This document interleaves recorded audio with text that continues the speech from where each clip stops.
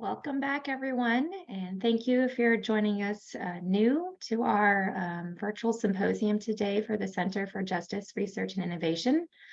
My name is Vivian Elliott. I'm a co-director for our JRI Center and working also on the Project on American Justice project team.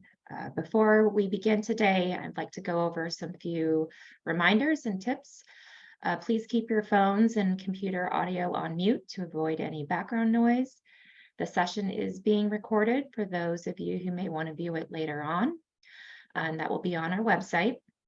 If you have any questions to ask, we encourage you to please do so. You can use the chat function, and you can direct your questions to the host.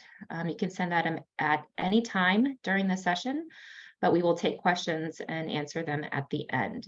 To access the chat function, you can use your computer at the bottom center of your screen. And then if you're on your mobile device, your chat function should be in the top right-hand corner of your screen. Please edit your display name by hovering over your name and choosing the renaming option. If you can add your full name and agency so we can know who you are and others as well, who you are and where you're from. Finally, since this is our last session, we'll be closing out with some final comments after the presentations, and then there'll be an opportunity for you to provide some evaluation feedback to us. We certainly encourage you to do so because it's very helpful for us for future events. I'm going to pass this session off now to Dan Zender. He is one of our subject matter experts through the Project on American Justice. He's also the president of the Principis Group, training and consulting service provider for public service agencies, local and state governments, and technology companies. So very fitting. Dan brings some great experience and knowledge around technology. And we're very excited also to have some other folks outside of our JRI Center, which brings kind of the breadth of experience, knowledge, and expertise across CNA's Institute for Public Research around issues around technology and public safety. So, Dan. Thank you, Vivian. Good afternoon to everyone, and welcome to this session on emerging technologies. As well as being the president of Principis Group, I'm also a retired captain from the Las Vegas Metropolitan Police Department, where I served in various assignments for 22 years. And in 2014, I got a knock on the office door, and I was appointed as the department's body-worn camera program manager. And during the next 2.5 years that I was in that position, I was responsible for all aspects of the planning and operations and management of the department's body-worn camera program. I've been a subject matter expert for CNA's body-worn camera training and technical assistance team for the Bureau of Justice Assistance since its inception in 2015. I'm also a working member of CNA's Project on American Justice, working on the emerging technologies team. The impact of technology on all aspects of law enforcement cannot be understated, and it continues to evolve rapidly. We could speak for days on the topic of emerging technologies, their efficacies, and deployment for law enforcement. However, today, we're going to focus on only 2 of those technologies, social media in public safety, presented by Don Thomas, and cybersecurity considerations for public safety UAS programs, presented by Adam Monsalve. Let me introduce the first of our presenters.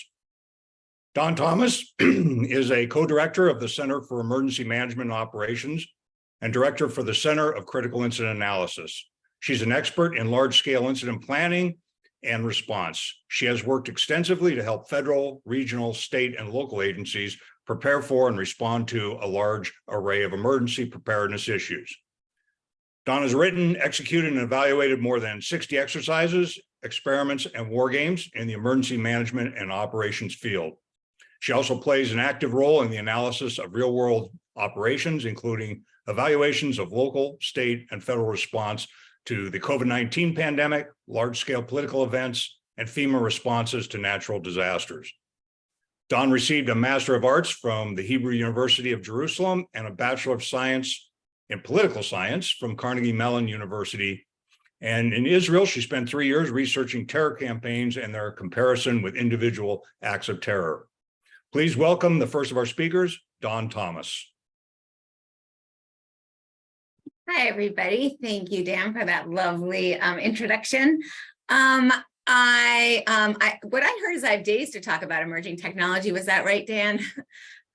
Just kidding. Okay, so I am going to lead us through. Please know I am operations based. I am not an expert on emerging technologies. I come from what can it do for me in my fields, right? Emergency management, public safety, preparedness. So if you are an expert in emerging technologies like Dr. Monsalve is, please excuse the kind of higher level approach I'm going to take to this discussion today. So let's see. I don't seem to have control, even though it says I do. Oh, there we go. Okay, so the first thing we're going to do is audience polling. So you can either use your phone and use the QR code, or if you want to use your computer, because you're better typing than you are with your thumbs texting, you can go to www.mentee.com and enter that code that you see on your screen. And I'm going to share my screen now and actually, so I can't share my screen, Deanna, unless, so can you unshare, please? Deanna, can you share that with her? There you go. Thank you. Okay, I just want you to be able to see the results, and if your phone is too small to see them. Everyone should be seeing my Mentimeter. So yep, give me a little thumbs up in the Mentimeter when you're connected so I can see that we are doing well. Thank you. I see the numbers going up.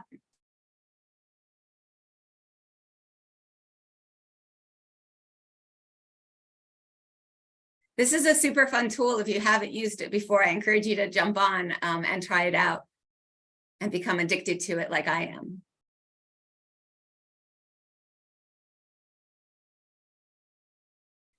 Okay, I still see people are joining, but I am going to go to the next question. You can still keep joining. I just want to make sure that you have some time to read it. So the first question I'd like to know is, do you use social media in your professional life? You can choose from the following options. Yes, all the time. I'm live tweeting this right now. Occasionally when something's going on, no, but others do, and no.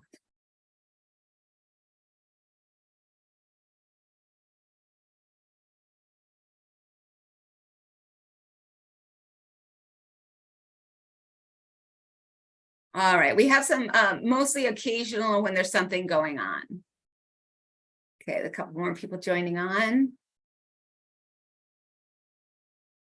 All right, I'll go to the next question. If you or your organization uses social media, what do you use it for? And these is free text. You can just put it in and we'll see it pop up. It's anonymous.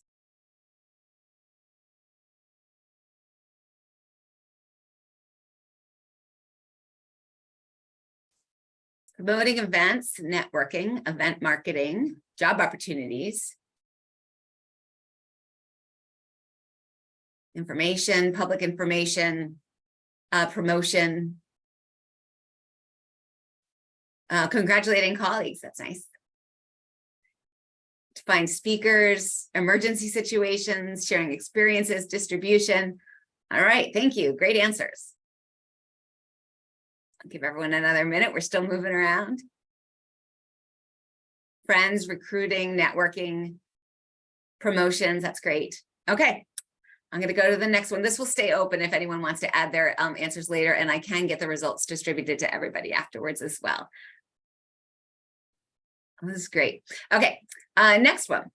So social media, I have 3 questions for you in the ways that you think about social media and use it. So your answer can range from no way to yes, totally. Okay, so social media has changed the way my organization functions. No way or yes, totally.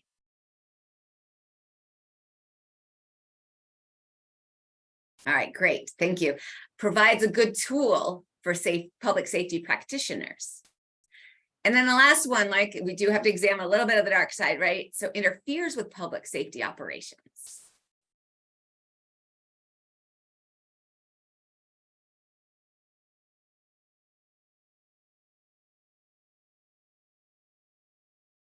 All right, so generally a good tool changes the way my organization functions. And generally kind of half and half here, get close to the center for interferes with public safety operations, right? There's the good and the bad side of social media. So thank you again for those that answered. And again, this will stay open for you to use to answer later, and I can show you the results once everybody answers. So that is it for this. I will ask Deanna to go back and share her slides again. Okay, so let's just quickly go over what we're talking about when we're talking about social media. At the highest level, it's just internet-based platforms that facilitate communication and content exchange between users, right? So the two kind of biggest ways that we see this is online social networks, right? So think Facebook, right? Peer-to-peer communication and user-generated content. Kind of a subset of this is microblogs, like Twitter. So uses short messages, but widely available. However, there are other ways that social media is, let me see if I have control. I do. Excellent. Okay, so other types. So photo sharing, right? Think Instagram, Flickr. Video sharing. So YouTube, Facebook has this ability. Twitter has this ability. Blogs. So there's WordPress and Blogger, if there's any bloggers out there. Forums and message boards, right? The biggest that comes to mind is Reddit. Social gaming, lots of folks on Comma Games and Zynga. Social bookmarking, so think Atavi and Pinterest. And product and service reviews, so like your typical Yelps or Angie. And primary uses of social media in public safety. So I'm going to go through 4 of them with the emphasis on the last 3, and this is why. So the first is information dissemination, as many of you noted in the word cloud, that's pushing information out to your intended audience. So we'll go through that. I have found that public safety organizations, emergency management, law enforcement are getting extremely sophisticated in this and doing a great job at pushing information out.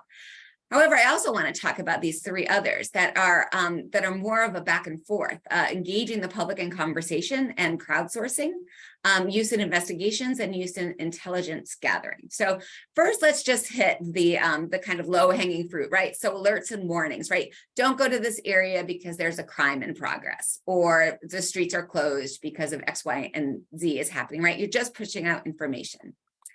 The second is resource provision. If you need X, go to Y, right? Emergency managements use this all the time, and many public safety organizations have a role for this as well.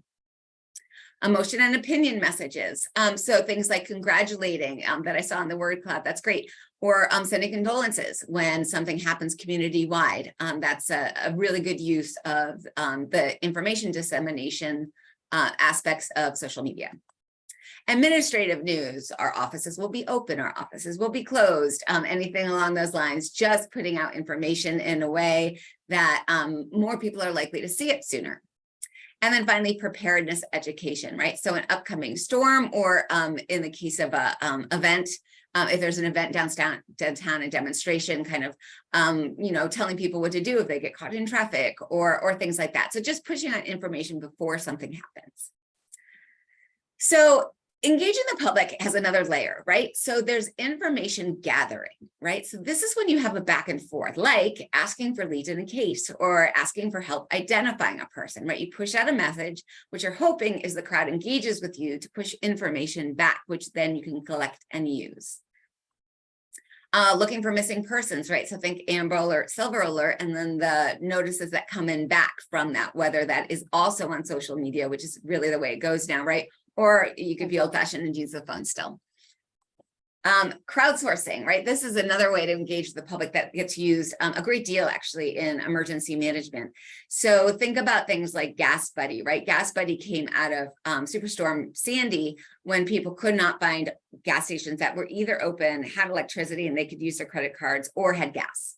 So it was a user-generated application to tell people where there was gas available. Waze is also like this for traffic. And crowdfunding, right? It's a subset of crowdsourcing where you're going to the public and you're actually asking for funds. So they do this all the time in disaster response. I'm sure you've seen them, but also fundraising efforts as well. Okay, so investigations. So there are many tools to collect social media investigations. So these are some of them that you may have used. It's quite interesting. So law enforcement entities can use public social media posts as evidence during an active investigation without needing a warrant. Why? It's public, It is something that everybody has access to, and there's no expected expectation of privacy when you put it up on social media. However, that said, there are no uniform sets of federal or state laws that regulate law enforcement's ability to use social media for active investigations, which causes concern, right? It causes concern to use it. It causes concern about stepping over lines. And when I talk about lines, those lines are really focused on the First Amendment about speech and the Fourth Amendment about privacy. So even though it is available for active investigation, some law enforcement officers have expressed an unwillingness or hesitancy to use it because of not understanding exactly what is and isn't allowed, and fears of crossing over either ethical or legal lines. Where we go. Okay, social media platform reaction. So there's the other side of this, right? So how do social media platforms react to investigations, right? So there's a range. Facebook, it functions under the Stored Communications Act, which you can subpoena or court order or submit search warrants. And it allows for things like the emergency preservation of a Facebook page, for example. So if someone puts up a manifesto and you see it and you want that preserved, they have actually a very quick process for law enforcement requests to preserve evidence that you know you're going to need later. Flip side of this is something like WhatsApp, right? Who developed warrant-proof encryption so that if they are served with anyone, they have nothing to give you. So there's a full range out there of what the platforms are reacting to law enforcement doing investigations using their social media platforms. All right, so another one, intelligence gathering, right? So intelligence analysts are using two major types of data collected from social media sites.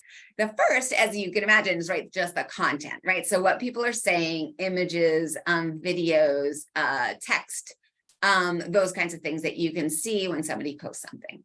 But the second, which has a lot of potential, is the metadata, right? So it's the date and time or the geolocation associated with the post, or the social network modeling that you could do with who sees the post and where they send it.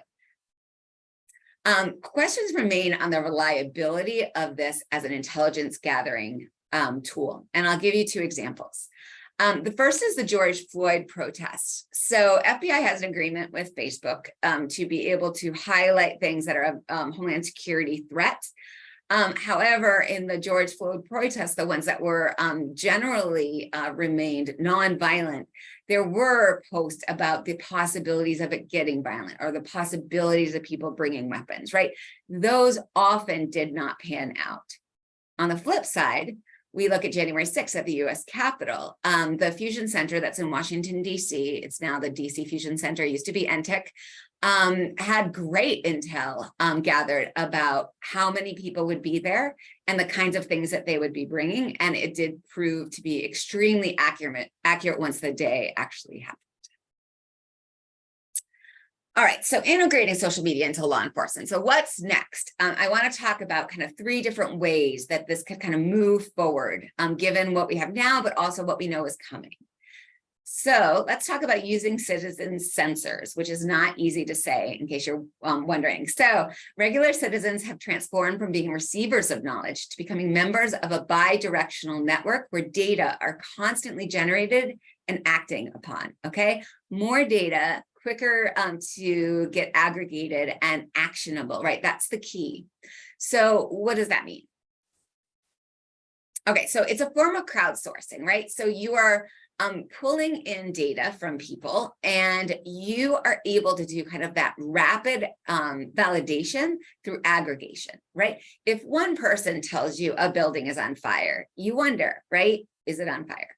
When multiple people tell you a building is on fire and then combine it with any sensors, air quality sensors that are in the area, and combining it with people's pictures that are geotagged so you know where it is, then there's power in that data, right? Validation has always been yeah, but can we validate it, right? That's always what people talk about when they talk about this kind of information. But through aggregation, the answer is yes.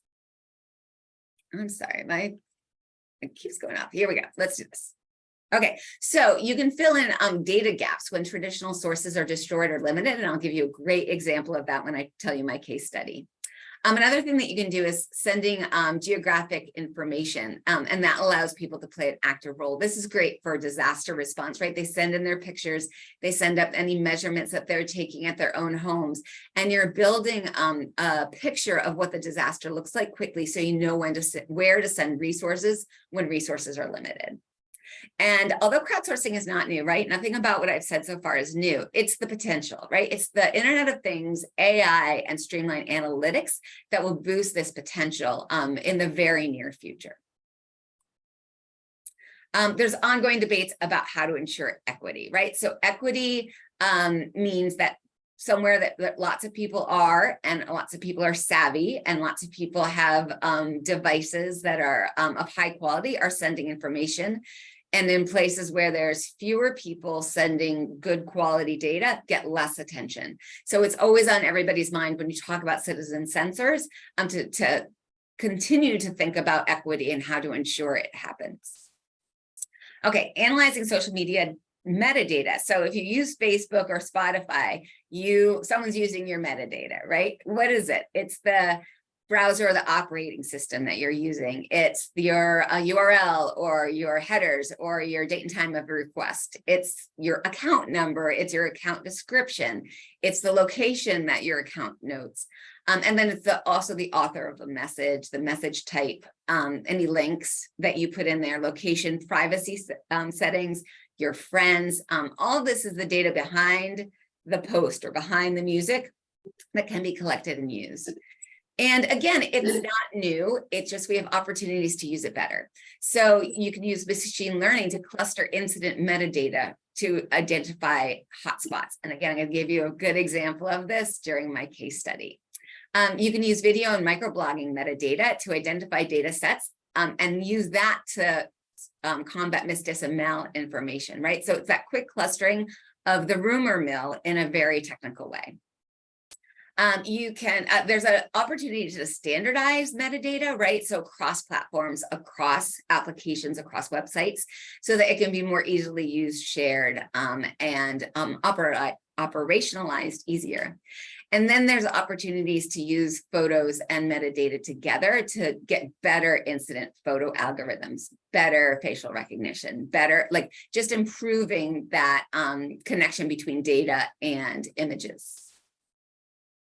Okay, so here's the case study now. If you live in the DC area, you fondly remember when I-95 shut down. It was January 3rd overnight in 2022. The Virginia Department of Transportation had no visibility on traffic flow, right? So what are their normal things that they use? Traffic cams out due to power outages. Automatic vehicle location data not available because no one was moving. The 511 system, because of a server issue, not updating. Traffic monitors, right? The actual physical people they send out to go up and down the roads, also stuck in queues, not even on the highways yet. You can't get drone footage because the weather was too bad, and rotary air support was not available. The weather was bad, but also they were saving it for emergency evacuation use. So we asked what we could learn from this Twitter data. And the research question was, can decision makers have used geocoding and tweet content to see how slowly the traffic was flowing throughout that day to make more informed decisions faster, right? So when it comes to research, the answer for the geocoding question was no. So why? Only 7 accounts had geolocation enabled, so that's not enough data. Only 68 of almost 5,000 contained geolocation data. Only 6 unique motorists were tweeting about their location. So like, I'm at exit, I'm still at exit, you know, that sort of thing. But what if public safety organizations directed people who were stuck to report their location by a mile marker and how long they had been there through social media, right, through a hashtag, and then analyze that data in real time? You could direct them to 211 if that's the only solution. It's the very early 2000s, but it might have helped. You could have employed cluster analysis and identified sub-events, and I will talk through that next, I promise. And you could direct drivers to turn on their geolocation, right? People are hesitant to put on their geolocation because they don't want to be watched.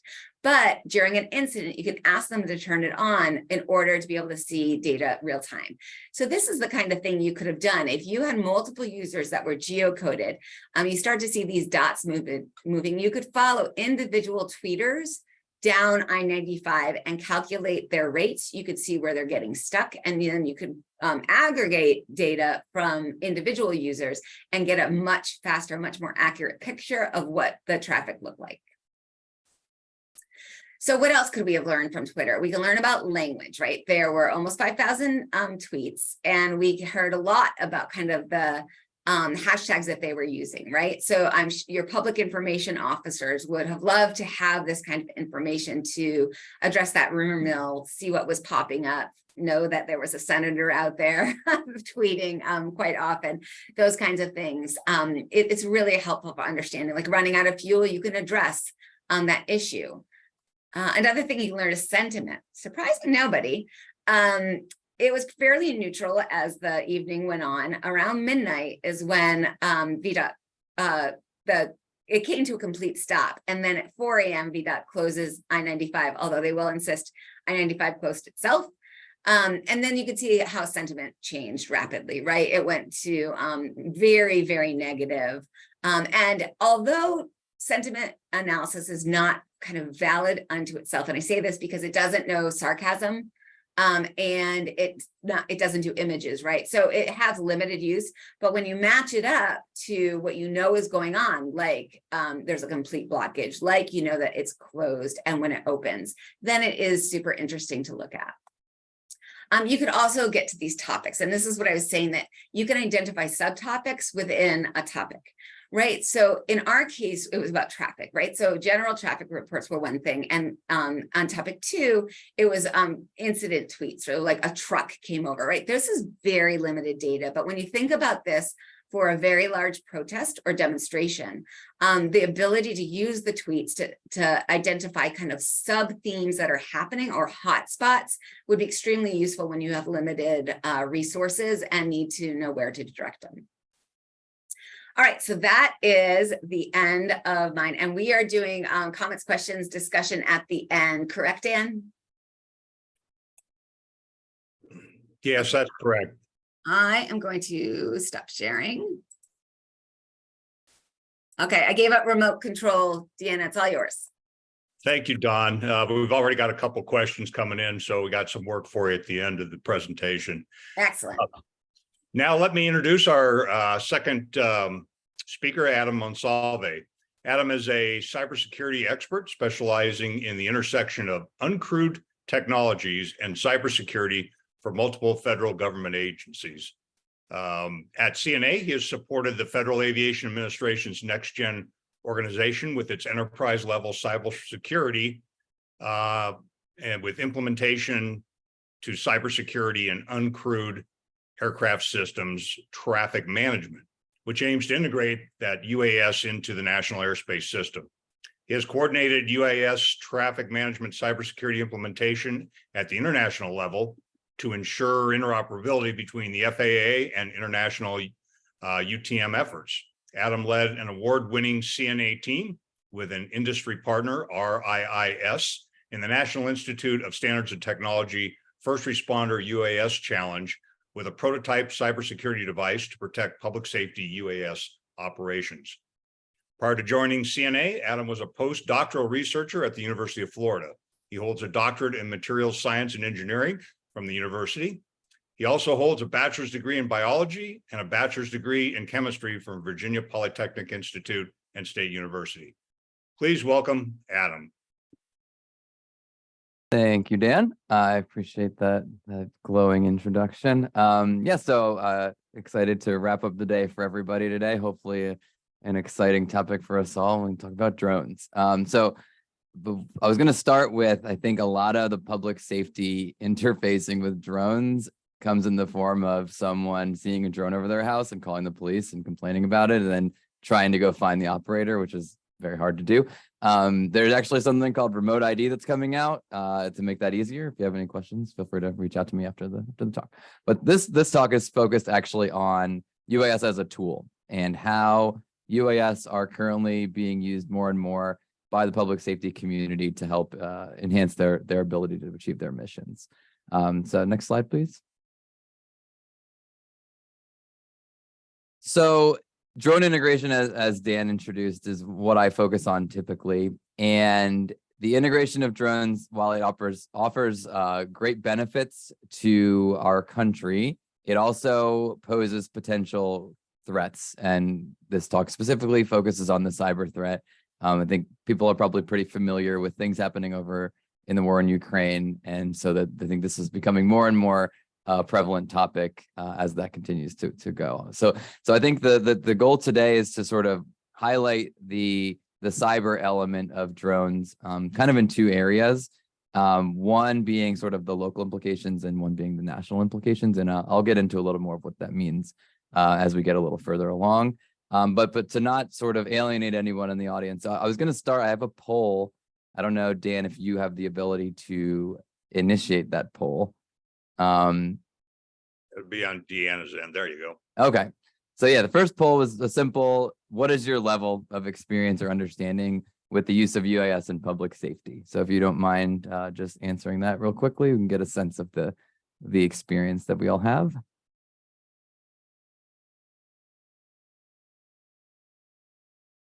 And I'm not sure how we see the results of that poll.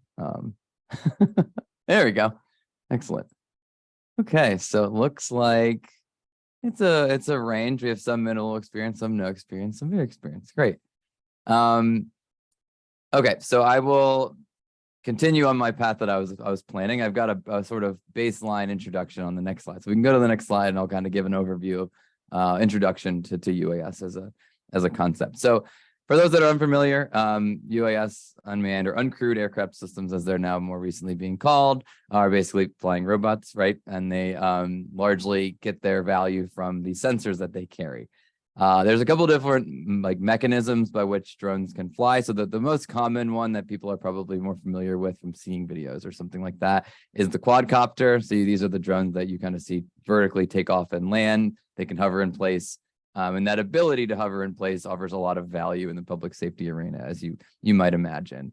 There are also other types of drones that are used for different use cases. So if you, for example, need to cover a large amount of geographic areas, maybe you're surveilling a border, or you're surveilling a large piece of property, the ability to fly more like a typical aircraft is valuable. And so these fixed wing drones, as they're called, are basically miniature aircraft that can typically fly for longer and can cover larger distances based on sort of the mode of operation.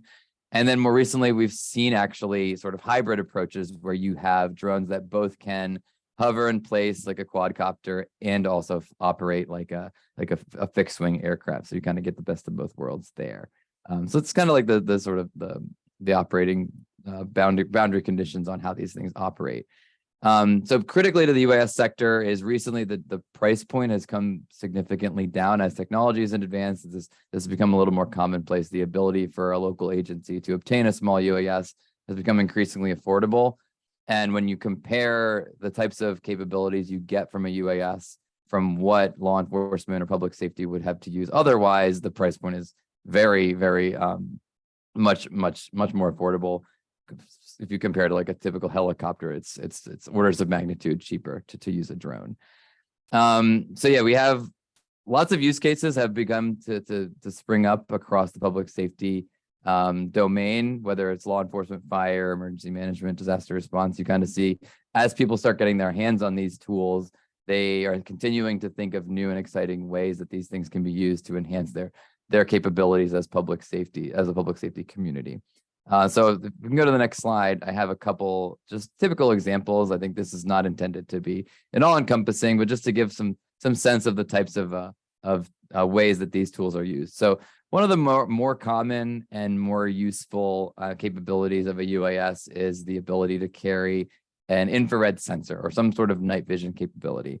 So whether you're operating in actual darkness and you need to go, maybe you're looking for a person or a suspect, which can present challenges without such a capability. If you can put an IR camera on a drone, you can cover a lot of ground and sweep areas very quickly, with which would require a lot of manpower or an expensive helicopter in a previous operational environment.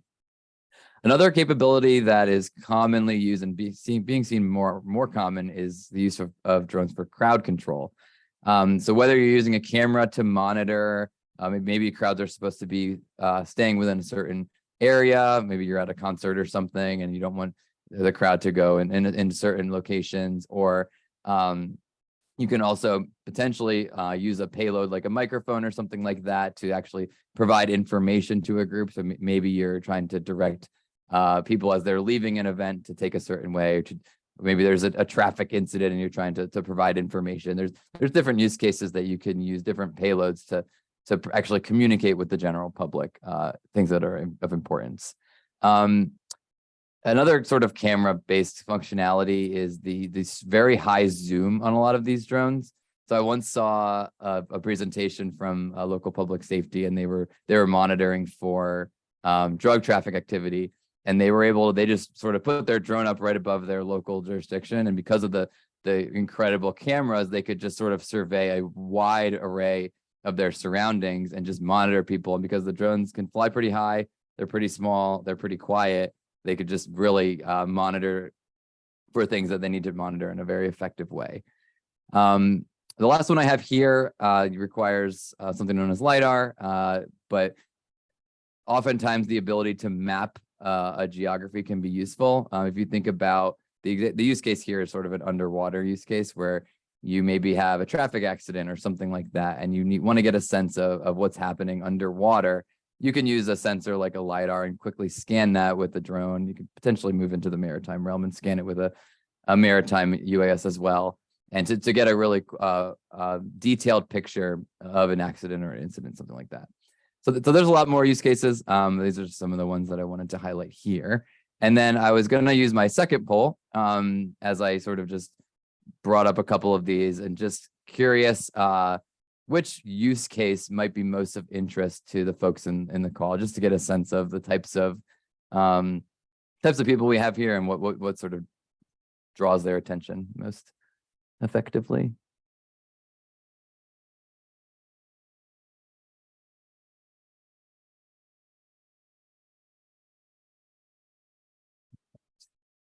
The results just magically popped up last time, so I'm assuming that will just happen again. There we go. Excellent. Okay. Yeah, thermal IR is a big one. That's not a surprising. I think that's the value add there is pretty significant.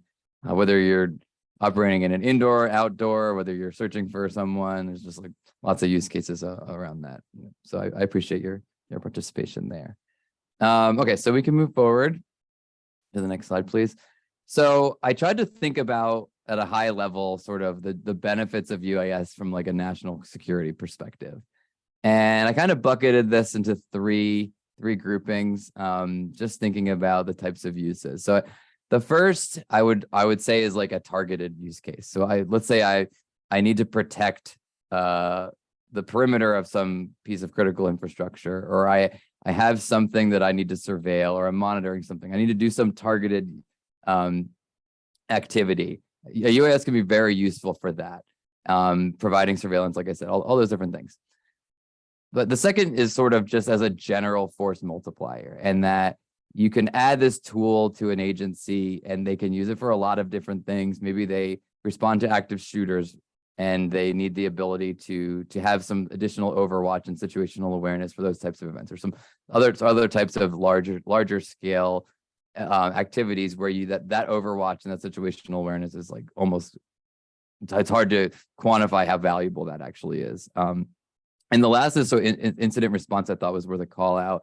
Oftentimes maybe after sort of a hurricane or some sort of flooding event or something like that, maybe you have lost communications, or you need to be able to get an understanding of where are the roadways available so I can get assistance in, and the ability to quickly operate a drone to get that situational awareness is a really, really high value add. So those are kind of just like three general buckets of the types of the way I kind of think about how these tools are useful in the hands of the public safety community.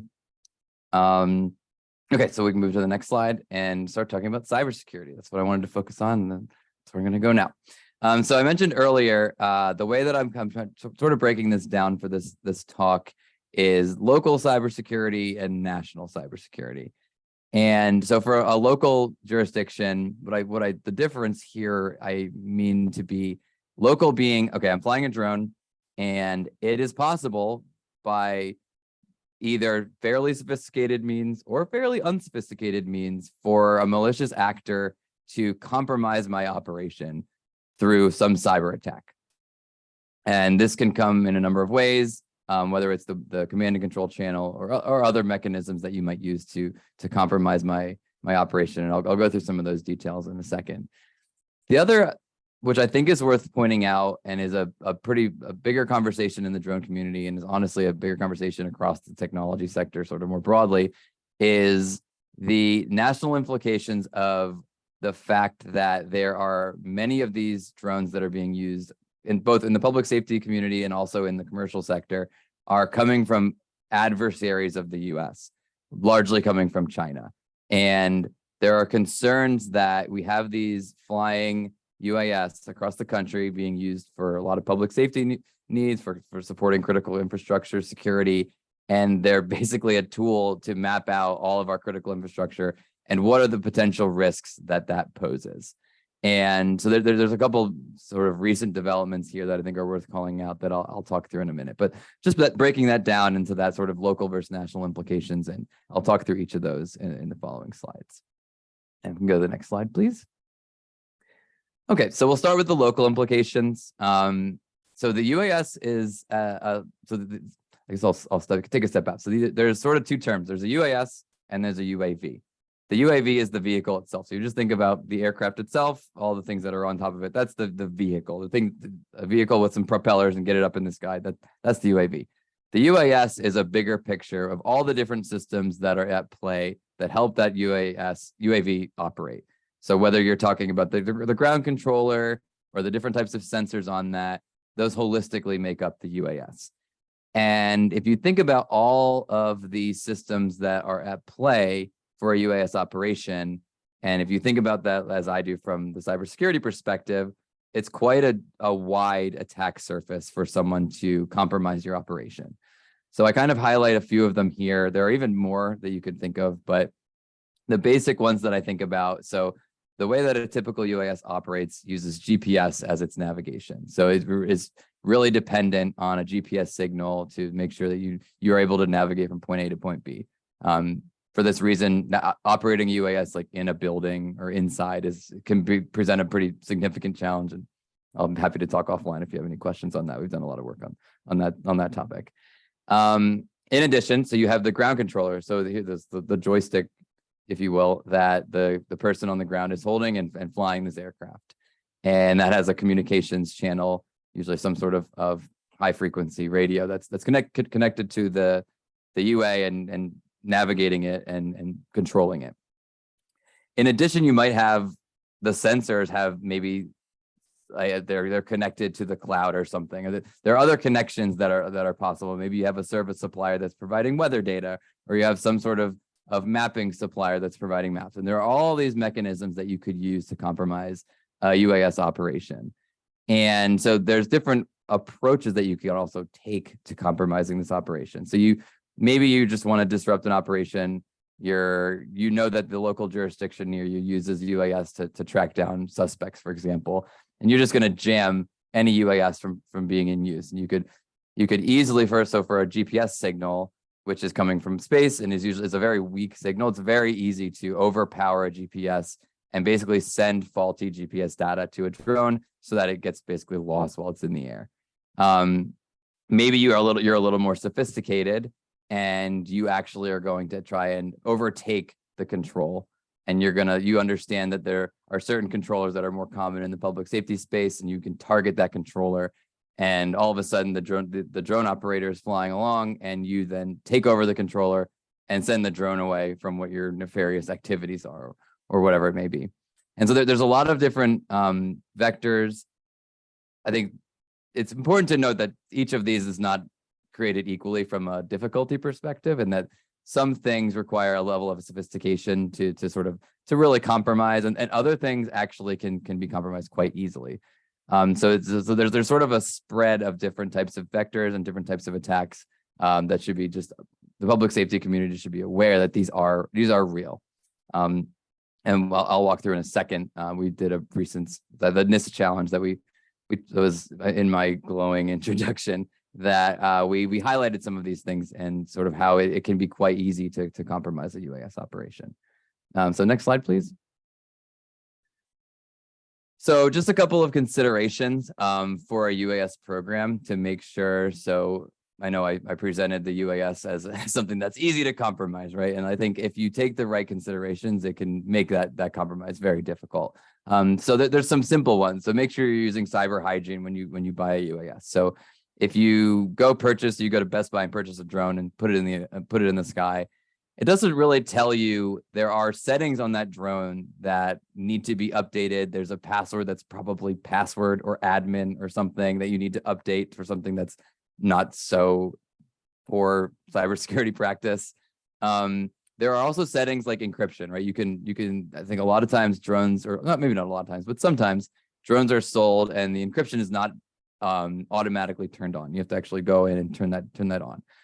So one thing I would say is getting to know the system that you purchase, maybe to meet with the manufacturer, talk with other individuals who are more comfortable with the technology so that you understand all of these little sort of IT elements that the drone company maybe not is highlighting as much as it should be, but are very simple changes that can really impact the security of your operation. In addition, you can do things like air gapping if you're like taking data and putting it somewhere, you can air gap that information, right? You can do things of that nature on the back end to make sure that you're protecting your systems and your data.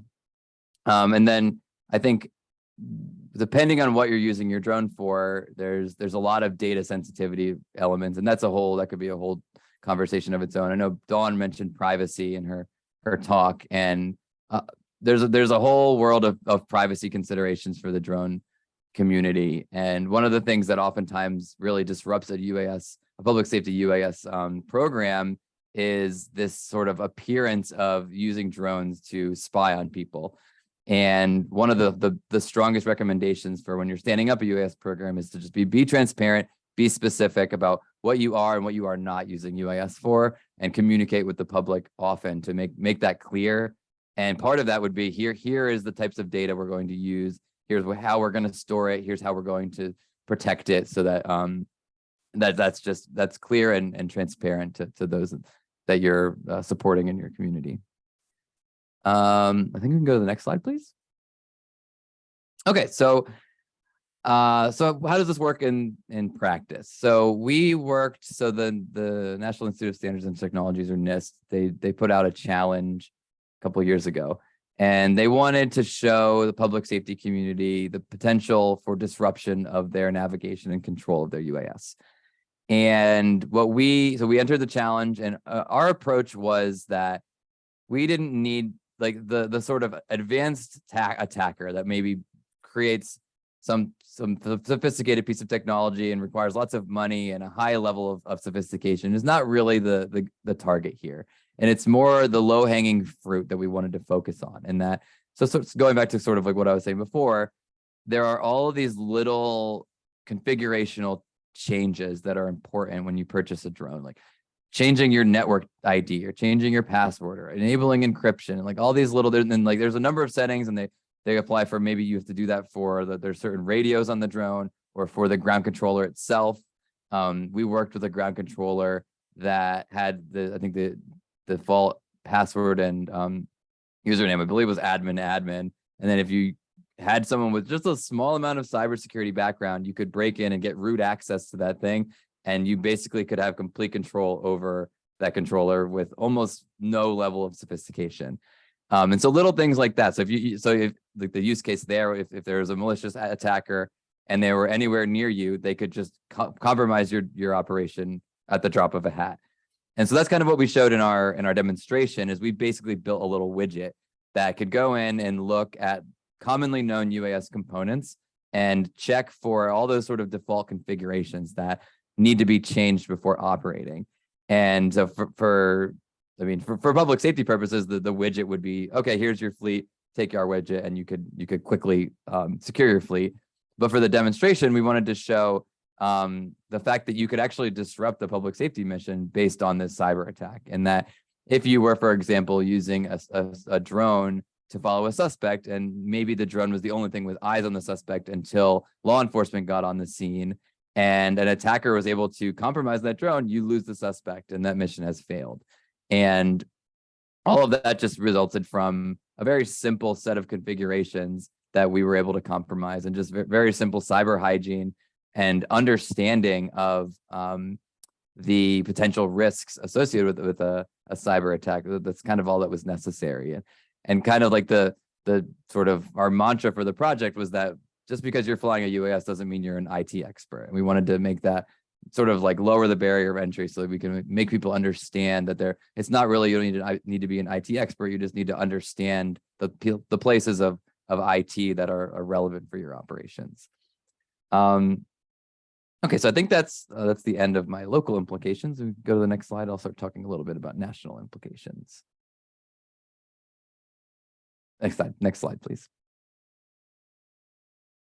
Okay, so I hinted at this a little bit earlier, but if you think about what UAS are used for, whether they're surveilling pipelines or the electrical grid, or they're monitoring critical infrastructure of all shapes and sizes, or they're being used by public safety for a variety of missions.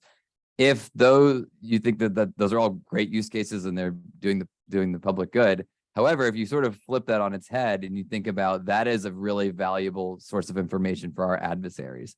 So it's important that we protect the data being collected and we consider what the risks of these UAS are. And the major sort of issue at hand here is that I would say 80 to 90% of the market right now is dominated by our adversaries and companies that are coming from our adversaries. And this, like I said, this is not just a small UAS issue. The issue with 5G and other things of that nature, the ban of TikTok, right? Like all these things are coming into play, and how we wrap our heads around making sure that these tools can be used, but can be used safely. Just to sort of hit that clearly, like you have GPS data, right? The GPS data. So if you knew, okay, all I have was GPS data for these drones. Well, if you know they're being used by certain personnel, you can kind of intuit, well, these are where important stuff are in the United States, which is not ideal. And then in addition to just the GPS data, you might have actual imagery and video. And if that's not protected as well, and it somehow gets into the hands of our adversaries, it's a major concern. Okay, so we can go to the next slide, and I'll talk a little bit about some of the specifics. So yeah, so I hinted that the major player is a Chinese company. And the problem is when you talk to the public safety community, you talk to drone operators right now, their products are just much better than our American and our allied counterparts. You can get drones from these companies for a fraction of the price, and they're much more effective. So from like a capability perspective, there's a big problem there because most of the public safety community, they're a bit budget constrained. They want the most bang for their buck, and these tools are the ones that they're using. Recently, we've started seeing, I think the DoD and other agencies, I think there's a federal ban on the use of external, non-allied countries and using their UAS. And some of the reason for that is that there are laws in China, this Chinese intelligence law of 2017 being one of them, that these companies have to support, if the Chinese Communist Party comes to them and asks them to give them information or do something, they have to give them that. So there's that sort of blurred line between industry in China and the government, and how does that bear out with a US company? And there's a lot of discussion about this and what does it actually mean, but it's a conversation that is ongoing and will not be ending anytime soon. There's a number of other considerations here, like the national cybersecurity strategy. I think the high level takeaway is that we need to consider that if we're going to use these products, we need to be very careful with how we use it. I know I've talked to numerous public safety agencies that say, I don't care if China's looking at my traffic stops, and I don't care if they're looking at where I'm operating. And I understand that under that approach, and that if this is a tool that helps you do your job better, it's hard to argue with that. But it does make sense to think about, well, if you assume that it's possible that this could be helping an adversary, what steps can you take to prevent data from going to them to the degree that that's possible? There's a couple other things here, but I was going to point out actually something that pretty recently happened. So like I've had conversations over the last, I don't know, several years about this topic, and there was always an assumption that there would be some sort of what would be the implications of some sort of ban of these devices. And it was always like, well, this would be catastrophic to the public safety drone industry. So right now, the state of Florida actually banned these, and there's been major repercussions across the public safety sector because they have to get all new drones, and they just like the budget to go do that is they've already sunk cost into these foreign drones. So it's a major problem. But recently, instead of the US banning them, actually, the Chinese actually have I think as of like September 1st or something pretty soon, they've decided to stop exporting them to us. The rationale that was given is that people in the US are purchasing their drones and sending them overseas to Ukraine to support the war in Ukraine. And so this issue of what happens if these drones become less available is now going to happen. And how does the public safety community respond? How does the US market respond to this type of thing? And I think we can go to the last slide. And I was talking with some of the organizers of this event, and they were sort of asking me, the theme of this event is the future of the justice system. And I think I had a couple of takeaways. I think there'd be two. One is I think UAS have a role to play. And as these tools become better regulated by the FAA, and that it's easier to spot a nefarious actor from a good actor, that helps everyone tremendously, and it lowers the burden on law enforcement as they try and go find people who are flying where they shouldn't be. So that's a big one. I think the other is that as UAS or as public safety UAS get more and more common, I think we'll start seeing more and more unique capabilities emerge and use cases emerge for how these things can help public safety. I think that's really exciting. I think as people just with creative minds start thinking about this, they come up with really interesting ways to use these tools. And I think the last is just hopefully to continue to see the American UAS market mature and catch up, and that we should think about sort of one of the areas that I'd be working in is thinking about larger UAS and like people carrying UAS, and maybe even outside of the UAS sector is how do we make sure that our supply chains and our markets are available and mature when they're needed? Because the small UAS is an example of where that didn't happen, and there's a lot of issues that have come out of that. So just some like high level takeaways from my perspective. But yeah, so I think I'll sort of stop there. I think I'm running up on time, and I'll open it up to Dan and questions. Thank you. Great, Adam. Thanks. Appreciate it. You got some questions too. Before I get to the questions, though, I just wanted to comment on your presentation on a couple of points. I think we forget that sometimes what these UASs see and are recording for law enforcement purposes could be evidentiary in nature. And with that comes responsibility to safeguard that video as evidence, and also the management of it as a public record or potential public record, or being being disseminated through the court system. I think that's something we can never lose sight of in the application of these systems. So the first question I have came online, and it says, I guess, Don, this will be for you. How have the recent changes to Twitter, or X, whatever it's called now, impacted users' trust of information, ability to use it for research and crowdsourcing, and public safety use of X? Yeah, Dan, it's a very valid question, right? And I find that there's kind of two ways you can think about it. Um, Elon Musk kind of throws caution to the wind as far as protecting data. So I would expect actually you have access to more metadata and more information that's behind the information. But as that question implies, like as it also becomes kind of a hotbed for misdis and malinformation, it's that trust level of the data you're getting. So I think it's the combination of technologies that really still gets us where we need to go, right? It's that aggregation of data and being able to validate, not with eyes on, right? You can't drive to every scene, right? But to validate through multiple sources reporting the same thing, multiple types of media reporting the same thing. And hopefully as the ability of those that promote misdis and malinformation get better, right? Because the technology to create the bots and things are better, that the counter bots and the identifying bots also get better with time. And I would hope a platform like X and platforms like Facebook do integrate that kind of technology that can identify when something is likely to be a bot because of its behaviors and the metadata behind it, and then inform readers that it's likely to be a bot. So it's the race, right? It's the race between those trying to do harm and the race trying to do good. And technology can support both of them, and it'll always be in back and forth. But I think we need to make sure there's multiple ways to aggregate data, multiple ways to validate data, multiple technologies that we can use to apply to the data to see if it's valid. And then also just be good stewards of data, right?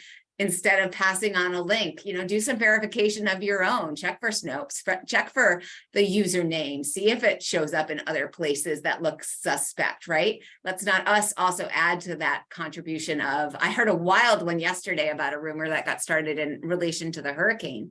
And yes, somebody needs to make sure that they're being responsible users of information and disseminators of information and not pass on any information that is suspect.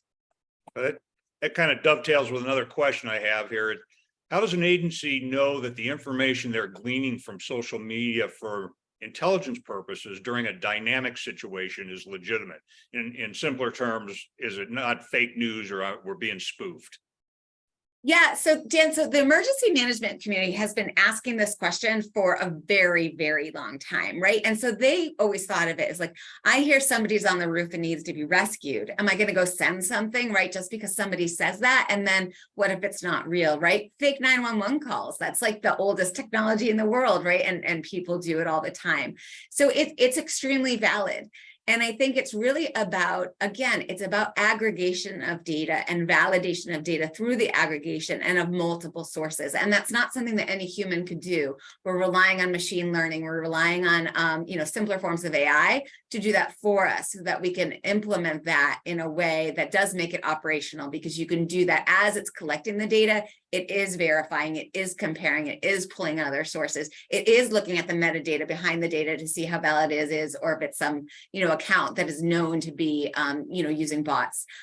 We personally, as humans, will not be able to ingest, analyze, and operationalize that data fast enough in any way. It will have to be the machine learning and the AI that assists us. Great, thank you. Adam, what do you believe is the single largest challenge to an agency first deploying a UAS? A great question. So I think training can be a big one. It's just getting enough people who know how to fly and understand the systems. I think the public acceptance is usually the one I would go to, though, is that the most common way your public UAS program fails is the backlash from the general public. And if you don't, so like some of the most successful agencies, like there's some out in California in Chula Vista, there's some in like Virginia Beach has a very strong public safety UAS, and the reason that they're strong is that they engage the public early and often and told them what we're doing, how this is actually going to make your life safer and better, and how your public safety can respond more effectively to emergencies based on this technology, rather than thinking of it as a spy, thinking of it as something that's actually in your best interest. It's a use case for social media pushing out information to the community, right, Don? Another question, Adam, what specific, and I know you kind of touched on this, what specific privacy issues do we need to be concerned with?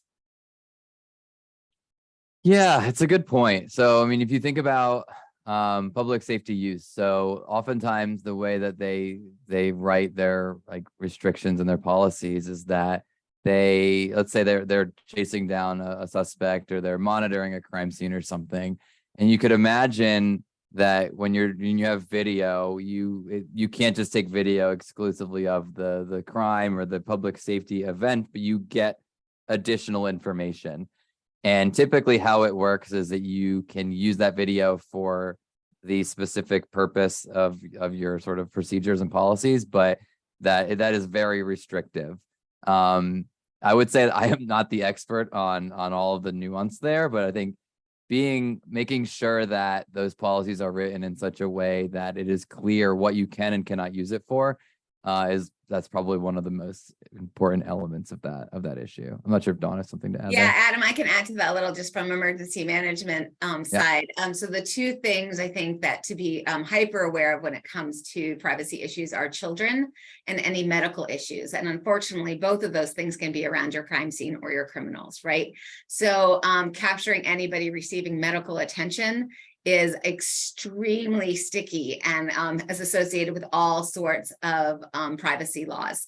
And then capturing the images of children as well. So I would encourage anybody who has, it's probably pretty similar, Dan, to body worn camera technology in that way, that there's certain data that is needs to be held to a higher standard, and understanding what data that is critical to not bringing down your program.